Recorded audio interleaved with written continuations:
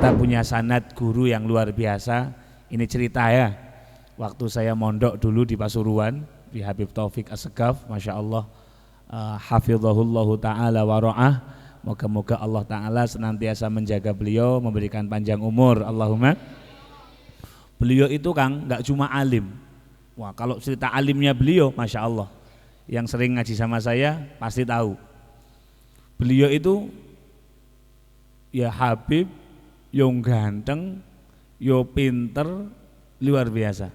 Di antara kealiman beliau Kang, saya sampai sekarang kalau sowan beliau, saya sowan ke beliau menghadap gitu, minta nasihat. Jarang beliau memberikan nasihat langsung pakai kata-kata beliau, jarang. Misalnya saya datang, ahlan ajir, bekhair, kaif halak, tanya perkembangan dakwah dan sebagainya. Nanti terakhir saya minta nasihat, ausini ya Ustadz, saya minta nasihat Ustadz. Ya khair, mau nasihat, ayo coba ambil itu Ihya juz 3. Ambil apa? Juz 3 diambil. Naam Ustadz, badan Ustadz gimana Ustadz, pripun niki Ustadz? Ente buka bab misal khosaisul qalb. Coba ente buka itu bab tentang keajaiban hati, dibuka. Ayah iqra. Antum bayangkan Kang, antum ndak mutolaah, antum durung ngecek, tiba-tiba suruh buka halaman sekian, suruh baca. Kira-kira kalau antum gimana? Nangis ya. Loh nangis? Kulo bingung Ustaz ya. Nah, karena dulu pas mondok ndak serius ya. Alhamdulillah beberapa kali saya sering diuji sama Ustaz begitu. Coba buka bab ini. Waduh, ngeledek juga ya. Ini belum mutolaah, kita belum ngecek, tahu-tahu suruh baca. Ayo bab Iqra. Baca wis, bismillah wis, ambil siwak, baca Rabbi syrahli sadri wa yassirli. Semoga-moga banyak benernya ya. Alhamdulillah beberapa kali saya dicek seperti itu, alhamdulillah banyak lancarnya. Nah, coba besok gantian ya. Antum mau pulang menghadap, Gus mau wangsul, mohon nasihat. Ayo ambil. Nggak usah ihya wis, nasok ehudiniyah we. Pak Todong itu kira-kira sanggup nggak antum? Baca, nah. Yang luar biasa Kakang Mbak, yang luar biasa. Namanya nggak mutolaah kan, kadang-kadang kaget, kadang-kadang ada beberapa kalimat yang salah. Itu beliau hafal, beliau kadang-kadang sambil duduk, kadang-kadang saking capeknya beliau sambil tiduran, dengarkan saya baca ihya. Itu kalau ada yang salah, saya ditegur, salah itu harusnya rofa itu, naibul fa'ilnya yang depan tadi. Itu kan koyok-koyok berarti apa? Beliau hafal ihya. Ya nggak heran kenapa setiap tahun di rumah beliau ada hataman ihya. Itulah guru kita yang mulia yang kita hormati bersama. Jadi antum jangan kecil hati ya. Kita punya sanad guru yang sedemikian alim. Kalau kadang-kadang lain waktu lagi saya datang, ambil kitab dakwah utama itu, baca sini. Beliau enggak pakai lihat, beliau dengarkan, nanti selesai baca diterangkan. Itu loh maksudnya begini. Tanpa mikir, jelas, detail dan masuk betul ke hati. Itulah guru kita yang mulia Al Habib Taufik bin Abdul Qadir. Antum pengen enggak kayak gitu? Pengen enggak? Sing rajin Kang, Mbak. Ya, jangan malas. Jadi beliau itu sosok yang sangat alim. Enggak cuma alim Kang, beliau adalah walid, orang tua yang luar biasa. Pernah suatu saat saya di pondok tahun 2011 kalau nggak salah. Saya mondok itu masih prihatin ya. Saya berkali-kali cerita ke antum, zaman di pondok itu benar-benar saya itu fuqara wal masakin ya. Makanya seadanya, kering ya. Sekarang serodok isi ya. Dulu waktu mondok, aduh ceking. Tahu ceking? Kering. Suatu saat saya dapat tugas dari beliau, nulis waktu itu. Tahu-tahu saya kurang enak badan, saya sakitnya 2-3 hari. Kebetulan hari pertama beliau enggak datang ke pondok, hari kedua beliau enggak datang ke pondok, hari ketiga beliau rawuh ke pondok. Beliau sampai ke pondok tanya, "Aina Ajir? Mana Ajir?" "Anu Zat, marit Zat." "Oh, sakit." Akhirnya apa? Saya di kamar masih menggigil, masih agak enggak enak badan begitu. Beliau datang ke kamar. Masya Allah. Ajir, kenapa Jir? Kenapa kamu Jir? Anu Ustaz, meriang Ustaz. Oh iya, sudah berobat? Baru minum obat biasa untuk obat warung. Loh, ojo berobat. Saya dalam hati, tidak ada uangnya Ustaz. Itu masih fuqara wal masakin. Oh ya wis, yuk ikutan yuk. Saya suruh ganti ikut beliau ke dokter. Saya dalam hati, ya Allah, ini duitnya kondi nanti ya. Saya nggak punya uang. Akhirnya saya ngomong ke teman yang sekamar, saya minjem uangnya. Waktu itu saya minjem 50 apa 100 saya lupa. Untuk jaga-jaga nanti untuk nembus obat. Berangkatlah kita naik mobil. Ternyata di dalam mobil sudah ada 2 kakak kelasnya saya. Waktu itu Habib, kalau nggak salah, Habib Khalid sama Habib Afif, saya lupa, tapi 2 kakak kelas saya. Ternyata 2 orang ini mau ketemu dengan calon mertua dan calon istrinya. Mau dijodohke. Nadhrah gitu sama orang tua, mau ditemukan sama istrinya, calon istrinya sama orang tua, calon orang tuanya. Akhirnya, loh, ini 2 orang ini duduk di depan, 1 di belakang sama saya. Mobilnya beliau waktu itu sedan, Hyundai kalau nggak salah ya. Beliau di depan sama kakak kelas saya di belakang sama kakak kelas yang 1 lagi tadi. Akhirnya naik mobil, bingung kita, lihat-lihatan. Kenapa? Yang depan kakak kelas saya ini nggak bisa nyupir, yang sebelah saya nggak bisa nyupir. Saya apalagi, sudahlah nggak bisa nyupir, lagi meriang mana ya? Nggak mungkin tak nyupir. Kalau lagi meriang nyupir, nggak bisa pula nyupirnya. Itu jurusannya cuma 2, kalau nggak rumah sakit kuburan. Akhiratu kita bertiga itu santrinya Habib Taufik semua nih, pandang-pandangan. Ini kita bertiga ndak ada yang bisa nyupir, lah terus sing nyupir sopo iki? Mosok beliau nyupir gitu. Akhirnya beliau masuk ke mobil, tanya, ente bertiga ada yang bisa nyupir? Ndak ada Ustadz. Walah lah, akhirnya beliau yang nyupir sendiri. Antum bayangkan, ada seorang guru nyupiri apa? Akhirnya ini kiai yang nyupiri apa? Santrinya. Jalan kita, saya bingung juga ini. Aduh, ini mosok saya milu lamaran juga toh. Ternyata enggak. Wis, kata beliau, wis gini aja Jir, ente tak antar ke dokter dulu, nanti tak pasrahke. Kebetulan waktu itu tempat lamarannya sama tempat dokternya nggak begitu jauh. Singkat kata, saya didaftarkan untuk ngambil antrian. Beliau masuk ke ruang dokternya. Assalamualaikum dok, waalaikumsalam. Oh, disambut sama dokternya. Gimana Bib? Ada yang bisa dibantu Bib? Itu ada santri saya yang sakit. Oh ya mana? Udah ngambil antrian. Akhirnya apa? Titip ya, tolong diperiksa dengan baik, dipasrahkan. Akhirnya saya sambil ngantri, beliau nganter 2 kakak kelas saya yang mau lamaran tadi, yang mau nadhrah. Selesai nadhrah, beliau kembali ke dokter, jemput saya. Pas lagi saya diperiksa, beliau datang. Dok, kenapa dok? Ajir ini dok. Bib, ini kesapean dan sebagainya. Akhirnya dikasih resep. Tibalah saat-saat yang menegangkan ini. Nebus obat. Apa? Saya dagdikduk iki duit utang cukup apa enggak ya kira-kira. Akhirnya diambil ke apoteker. Saya mau mengeluarkan uang. Berapa Sos? Kata Ustaz Taufik.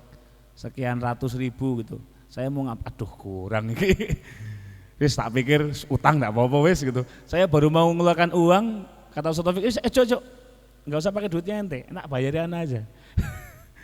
Akhirnya semua dibayari. Kemudian obat dikasih, kami bertiga kembali ke pondok, yang nyupiri kiainya. Ayo. Itulah al-walid, itulah guru yang selaksana orang tua. Maka antum semua, wahai calon-calon ulama, calon-calon guru, kalau ngajar ke anak-anak itu yang penuh kasih sayang. Ojo diantemi tok, dikamplengi tok, disabeti tok, jangan. Seperti anak seperti orang tua, kasih sayang, cinta kepada anak. Itu kalau di santri. Nah, belum lagi Masya Allah semangat dakwah beliau. Antum kalau datang ke Pasuruan, majelis beliau nggak ada yang sepi.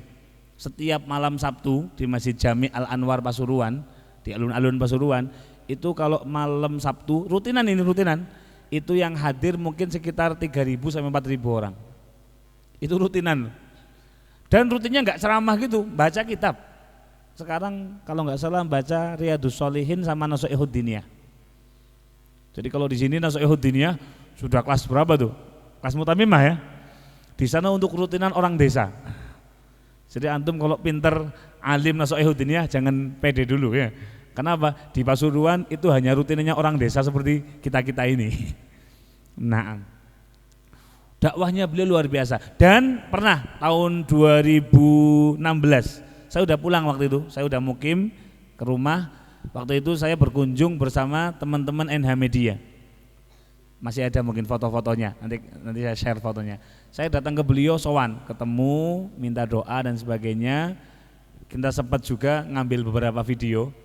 Nah, ternyata setelah kita selesai tapping, selesai rekaman, saat itu di depan pintu beliau ada 2 orang, laki-laki dan perempuan. Kita pikir suami istri. Akhirnya disuruh masuk dua-duanya menghadap ke beliau. Subhanallah Kang, kaget kita. Ternyata 2 orang ini datang dari Situ Bondo atau Bondowoso. Jadi Pasuruan ke Situ Bondo, Bondowoso itu kurang lebih dari sini ke Tegal. Jauh apa dekat? Jauh. 2 orang ini datang jauh-jauh ke rumah beliau. Yang kaget lagi ternyata suami sepasang ini dua-duanya orang buta. Jadi suaminya buta, istrinya juga buta. Kaget semua. Loh, ente berdua buta? Ditanya sama Taufik, ente berdua buta? Nggih Habib, ternyata dua-duanya buta. Lo kok bisa sampai sini? Akhirnya nggih, tadi naik bis, tanya ke kenetnya, tanya ke kondekturnya, dituntun suruh turun, habis itu dibayari becaknya sampai ke sini, Bib. Oh, akhirnya ditanya-tanya, kenapa? Anu Habib, kami berdua ini sudah nggak punya siapa-siapa, kemudian ya sudah nggak bisa melihat, alias tuna netra. Oh, ente suami istri? Belum Habib, kita belum nikah. Kaget beliau. Loh, belum nikah? Belum Habib, kita pengen nikah, pengen punya rumah. Waduh, coba antum lagi jadi ustadz, lagi banyak pikiran, lagi banyak kebutuhan, tiba-tiba didatangi orang seperti itu. Kira-kira kalau antum jadi Ustadz Taufik gimana kira-kira? Hah? Oh iya, ittaqullah, sabar ya, ini ujian, mohon bersabar, ini ujian. Ya. Kita paling biasanya gitu ya. Kata beliau, oh iya, ente rumahnya mana? Saya lupa, Situ Bondo atau Bondowoso persisnya. Ente di daerah kecamatan apa? Oh, kecamatan ini Habib. Oh, kenal Habib ini? Kenal Habib. Kebetulan 2 hari setelah itu Habib Taufik mau ada acara ke sana. Oh, bener ini. Beberapa hari lagi saya acara ke sana. Wis, kalian berdua pulang aja. Nanti pas saya pengajian di sana kita urus semua wis. Pernikahannya kita urus, nanti maharnya saya nyediakan. Nanti kalau perlu rumah buat kalian berdua, bismillah. Saya pikirkan, saya ikhtiarkan. Itu Habib Taufik. Kalau Gus Hajir, wis ente pulang ya, bersabar ya. Beliau ndak diurusi semua. Nah, begitu senang, kita yang lihat juga ikut senang kan. 2 orang ini sudah nangis-nangis, oh Bib, terima kasih, matur suwun. Kami akan menikah, insya Allah kami akan dibikinkan rumah. Singkat kata, setelah itu jam berapa? Jam 9 atau setengah 10 waktu itu, malam. Udah makan malam, dereng Habib, loh. Akhirnya beliau manggil salah satu santrinya, waktu itu kalau nggak salah Ustadz Zainuddin. Nah Ustadz, ente beli nasi padang tak apa ini buat makan mereka berdua. Belikan makanan, nasi bungkus buat dimakan. Sudah makan selesai, kalian berdua sekarang pulang naik bis ke rumah kalian berdua. Ojo kumpul sih, kata Ustadz Taufik. Yang suami suruh pulang ke rumahnya, yang istri suruh pulang ke rumahnya. Akhirnya beliau merintah salah satu santrinya ngantar sampai ke, kalau mungkin sini Ban Gede gitu, kalau sana namanya Kumala, pertigaan besar, tempat bis pada lalu lalang. Singkat kata, pas mau pamit ini nggak mau keluar, bingung gitu. Loh kenapa? Anu Ustaz, nggak ada uang untuk pulang Ustaz. Nggak ada uang untuk pulang. Saya waktu itu nyimak, wah begitu nggak ada uang untuk pulang, langsung respon saya, kepengen jadi pahlawan saya. Saya langsung buka dompet, tak ambilkan uang, kalau nggak salah waktu itu 350.000 untuk pulangnya apa? 2 orang ini. Saya udah agak kaya waktu itu. Kenapa? Udah pulang ya, sudah agak kaya, sudah nggak fuqara wal masakin. Sekarang kaya raya ya. Akhirnya saya ambilkan, kembali ke sini. Saya ambilkan apa? Saya ambilkan uangnya, mau saya kasihkan. Zat, jangan antum yang ngasih Zat. Nanti biar bagi-bagi pahala Zat. Saya juga pengen sedekah untuk pulang. Ini Pak untuk pulang Pak. Pas saya mau ngasihkan sama Ustadz ketahuan. Loh ojo sir, ojo. Itu jatah pahalaku. Akhirnya ojo, itu buat pulang ente aja. Ente masih harus pulang. Masukkan ke dompet ente lagi. Itu tanggung jawab ana. Akhirnya beliau ngambil tas begitu, dikasih dompet dikasih uang untuk pulang sekaligus makan sampai ke rumah. Jadi sakhi ya, beliau itu orang yang luar biasa dermawan. Nah, maka kita berharap ya moga-moga Allah Subhanahu wa taala memanjangkan usia beliau fi shihah wal afiyah, dan moga-moga sifat mulia beliau bisa kita tirukan sedikit demi sedikit, dan moga-moga sanad Pondok Nurul Huda ini, saya, Gus Imam, Mas Ami, putra-putranya Bapak, dan insya Allah putra-putranya saya, nanti semua sanadnya insya Allah ke sana. Moga-moga antum juga dapat barokahnya beliau sampai kepada Nabi Muhammad sallallahu alaihi wasallam. Al-Fatihah.